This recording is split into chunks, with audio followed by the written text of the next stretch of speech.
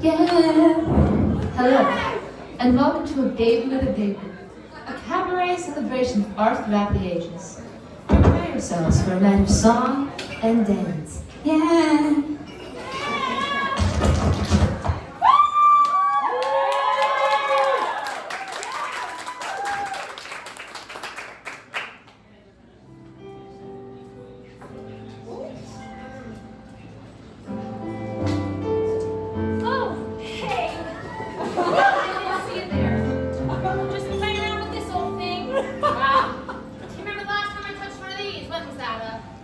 Tuesday? That's the thing about the past is you don't know it's the past until it's the past. When I was young, I had a birthday. I turned 4. Next birthday, I turned 5. It's a crazy thing it is. Time. My pediatrician once told me, oh my god, oh my god. Oh my god. Can we cut the music? Can we cut the music? I was supposed to be playing the piano, and then I moved my hands and I don't know I'm playing. Oh my god, oh my god. Oh no. They're coming. They're coming. No, you guys, no. No. Guys, please, stop. Stop, please, stop. Hold it. I messed up the piano thing again, and now I'm embarrassed that these people know, so I think we're just gonna have to cut the number. I'm sorry. You guys can go home early, it's fine. Jaden, no. Jaden. Look at me. No matter what happens, you are a star. You are a celebrity. No matter what these people do, no matter what the city does to beat you down. You are good. Say it. Say it. I'm good. I have the best shuffle ball change in Manhattan. I have the best shuffle ball change in all Manhattan. Show them.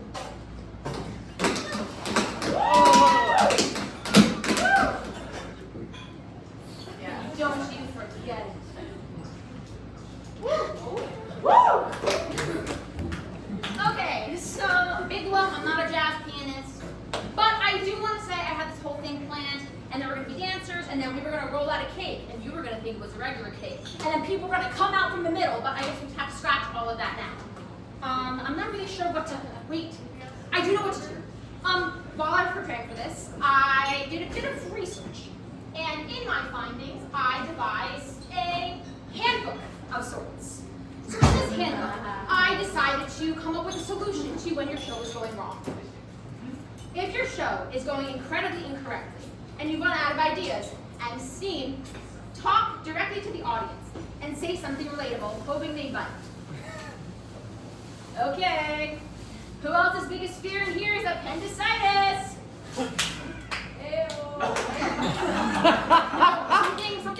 something relatable. Okay, the other day I was dropping my son off at school. Oh, ma'am, you laughed.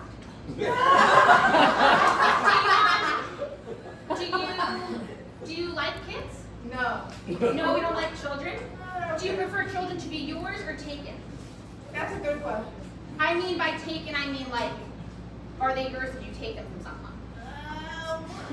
I'm just checking, performer first and roller second. You know what I'm saying?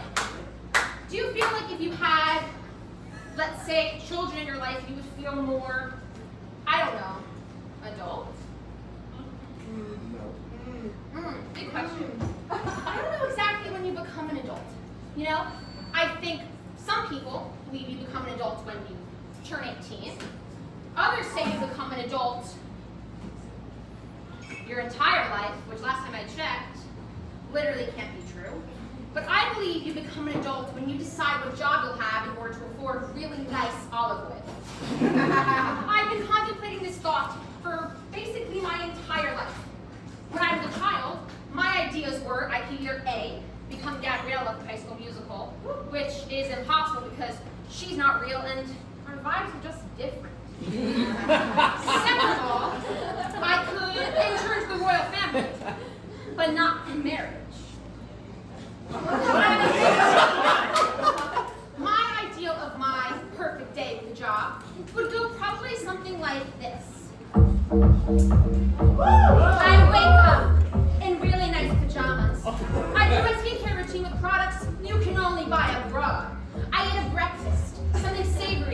trustworthy. What am I getting ready for, you might ask? Oh, just my job, in which I'm playing Jennifer Aniston in the Jennifer Aniston bio musical, the one where she's America's sweetheart. I won a Tony and a Razzie in the same day to show versatility. A Razzie is an award you get for being a bad actor. It's not your fault the public doesn't get it. I did it over a nice white tablecloth, but it's paper, so I can color. I'm allowed. Eventually, I found this day to be pretty unrealistic. I mean, they would never cast me in the Jennifer Aniston bio musical. I'm a Phoebe. That's actually not so funny. Actually, while we're here, I decided to address a comment I had previously made. I recently said that I would probably get cast as a Phoebe rather than a Rachel in a Jennifer Aniston bio musical. Despite the fact that I made that comment, I have an apology to make. My entire life, I have been making references, jokes, and saying, I've seen that episode, when talking about the TV show Friends. I'm here to say, I have never seen an episode of Friends in my life. And I want to make this a formal apology to the community of Friends fans, nay, the community of a Friends family.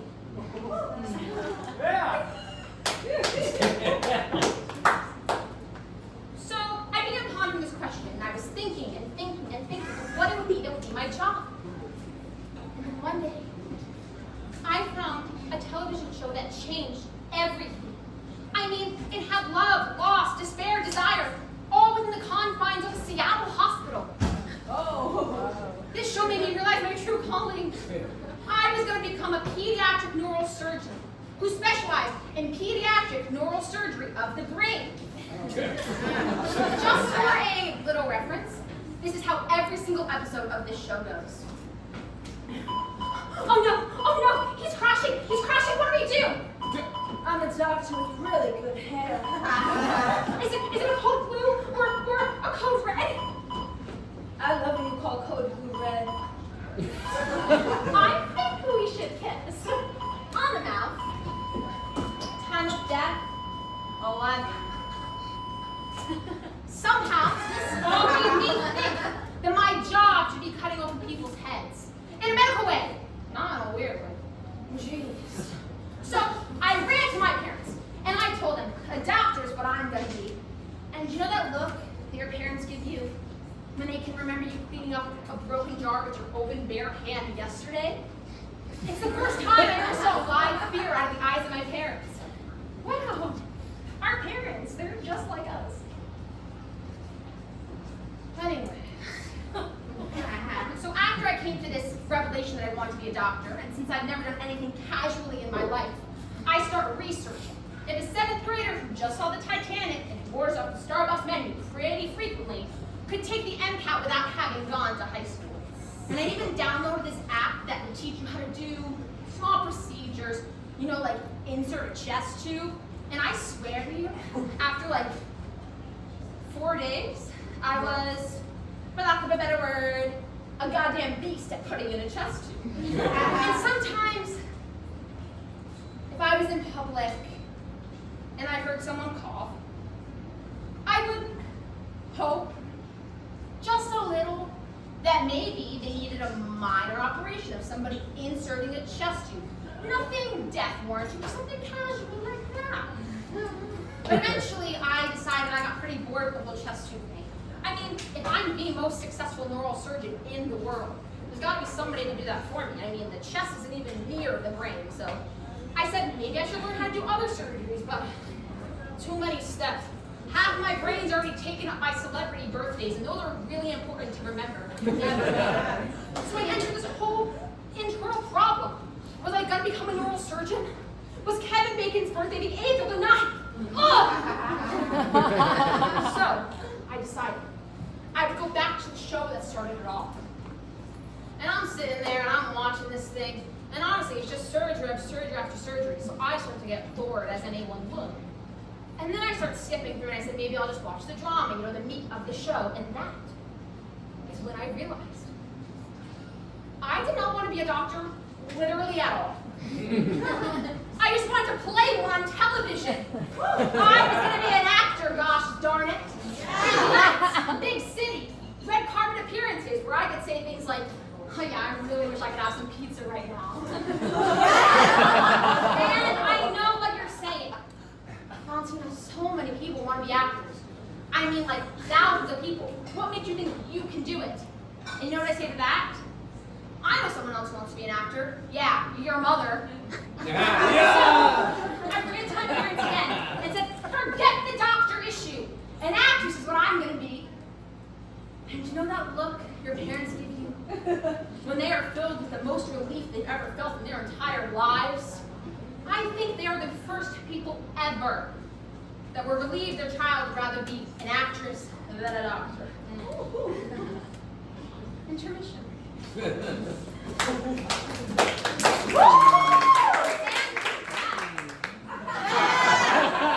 after my whole doctor revelation thing, I began doing every theater thing I could. I mean, I was pretty obsessed with the whole idea. And for lack of a better way to say it, theater has changed my life. I mean, I bet you if you've talked to anybody you know who's done theater, they'll say it gave them a sense of community, a sense of self-purpose. And I bet they're a little bit better at ordering at a restaurant than you are. I mean, theater has taught me so many necessary skills. I mean, I have the confidence to do everyday things like, yeah, here's your change. No problem. And I think that theater also helped me come to terms with and deliver some of life's more challenging news. The dog is sick and we're putting her down. You know, stuff like that. And amongst my theater weirdness was this thing where I could not be late to any rehearsal ever. And that included my sophomore year production of Mamma Mia, in which I was playing resort guest. My dad would drive me to rehearsals, and without a doubt, this man would get there late every single time. It's like he moved in slow motion, you know? Like people in allergy medication commercials. When he would, well, finally arrive on the scene, he would ask me if I wanted Starbucks and hit me with this banger of a quote. Well, if you're going to be late, might as well be late and energized. And let me tell you what, there's nothing more energizing than a big old cup of joe. For all intents and purposes, my dad's going to be Southern in this, but we're not Southern, we are from New Jersey. New Jersey. I don't see other states producing many pop stars and one guy who makes big cakes. Yeah. So, my dad drives me to rehearsal. We stop at Starbucks. He grabs me an extra straw, just in case. And then proceeds to blast Bohemian Rhapsody the entire way there, windows down. I go to rehearsal. I get reprimanded for being late to a show I am paying to be in. I do bada bing, bada boom. Years pass. Crazy. I'm now 17. The age that gives you a little piece of plastic that tells you my age, my eye color, and if you can have these kidneys for safekeeping. I was now the keeper of my timely destiny thanks to the New Jersey DMV. When I found my father that day, I took my license and I waved it his stinking face on his face and said, ha ha ha, you think you're gonna make me late to rehearsal now? You think you're the keeper of the keys? Well, look who can dangle them now, bitch! Aside, I would never call my father a bitch. It's for the sake of entertainment. It's just like the Southern thing.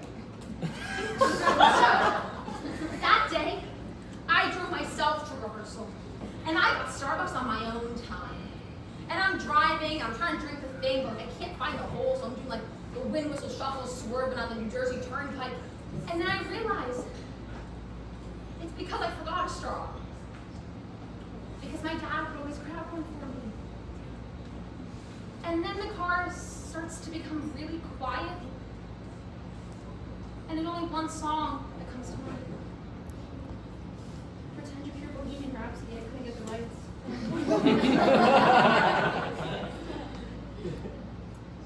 that strawless moment, I realized that my dad was never going to drive me to rehearsal again.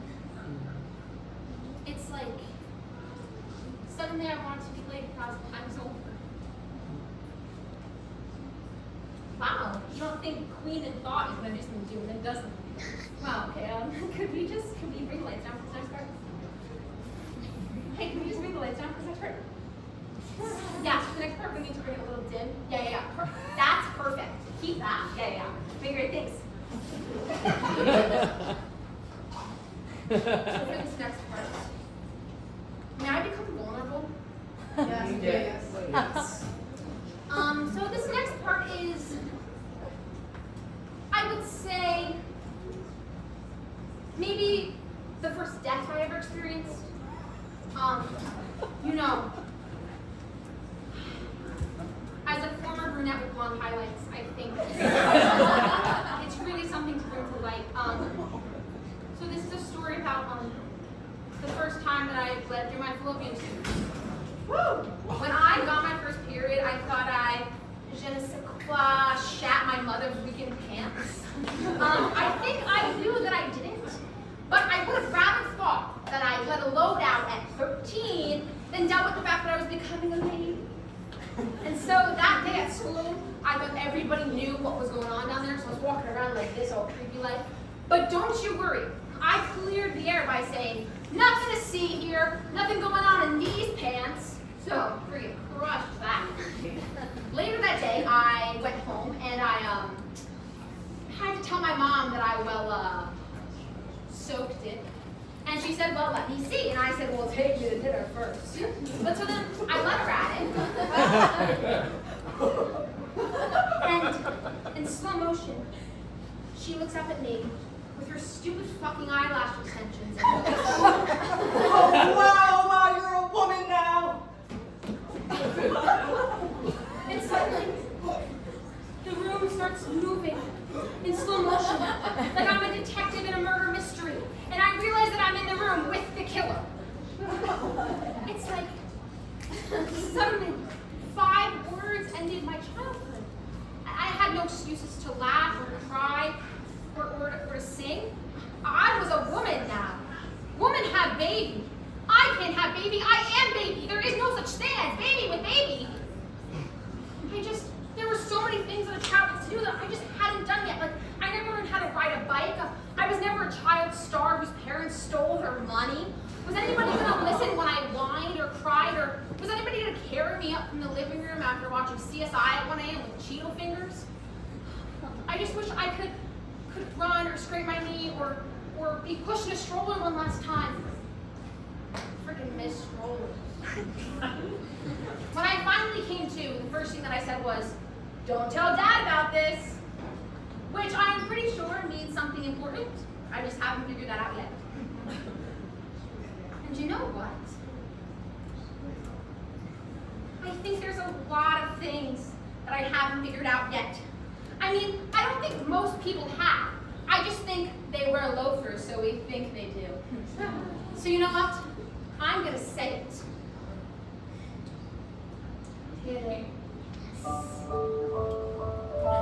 I never thought I was gonna have to pay taxes. Ever. I love chicken. Wanna ask me if I know how to cook it? I don't know what a P.O. box is. Or if I need one. Or I thought that a cover letter was like an album cover for a resume. When asked me to explain that conceptually, it just made sense. And like, one day I'm gonna have a job, and I'm gonna ask them for a raise. And you're telling me that I can just request this many, and they might give me this many? But you might say there's things you should know. And you might say you're getting a little old not to know them. But you know what I call this? And this? And all of this? Life.